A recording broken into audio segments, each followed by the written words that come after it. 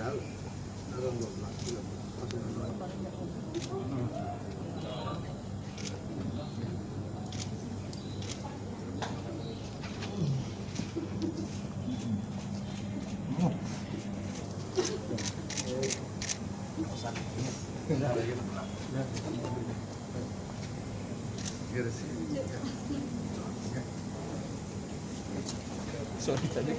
Tujuannya kenapa? Ya, saya terlepas dari keputusan organisasi, terutama di Bali, karena ini di Bali yang saya menghormati.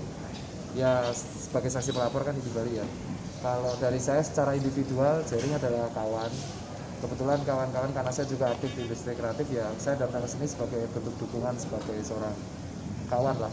Karena kan selama dari COVID Corona ini kan dia adalah partner diskusi saya.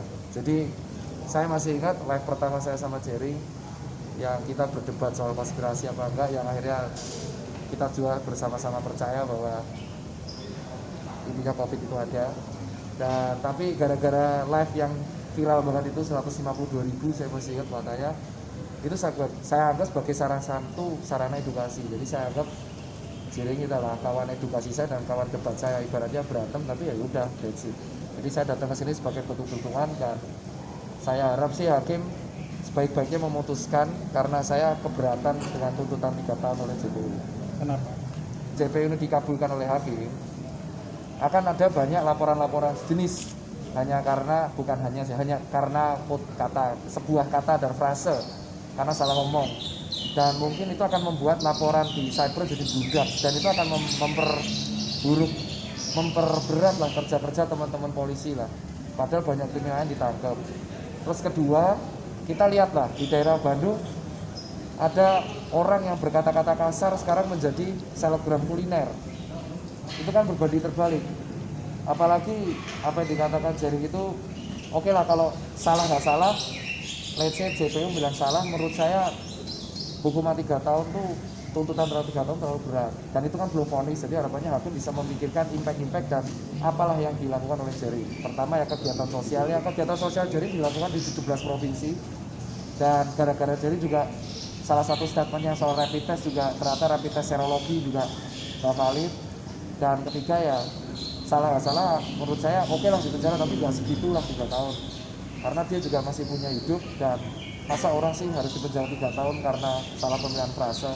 Dan harapan terakhir sih, saya sudah mencoba ya, terlepas kan kalau ini pidana nggak bisa mediasi setahu saya ya. Jadi saya sudah mencoba untuk menjembatani Nora untuk ketemulah dengan teman-teman di Bali, cuman mungkin sibuk, chatnya nggak dibalas. Jadi harapannya ya Nora pun sudah menyampaikan ke saya itu kalau ada waktu ingin bertemu dengan di Bali minta maaf langsung. Yang tidak balas itu dari di Bali? Iya, Pak Bali, ketua di Bali. Dan emang 2 minggu yang lalu saya sebelum tuntutan Jering, saya harusnya datang ke sini sebelum pembacaan tuntutan dari JPU, tetapi ketua di Bali menelpon saya itu malam-malam, keberatan kalau saya datang ke sidang. Katanya seakan-akan kalau saya melawan teman jawab, padahal saya nggak ada niat di situ.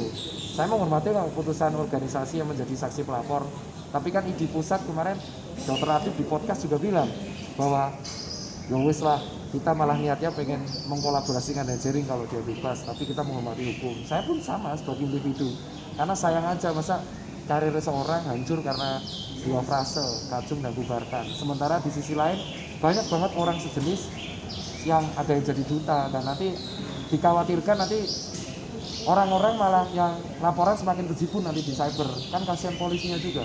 Saya serius sih, takutnya nanti orang ngomong kacung, jancuk, asu, babu, budak, laporin semua, nanti penjara semua kan. Kan lucu kan, jadi kasihan polisinya juga. Jadi harapannya UU ITE ini harusnya menjadi sarana kita untuk edukasi lah, agar orang lebih berhati-hati. Itu sih kalau saya. Terima kasih, Dok. Yo, sama.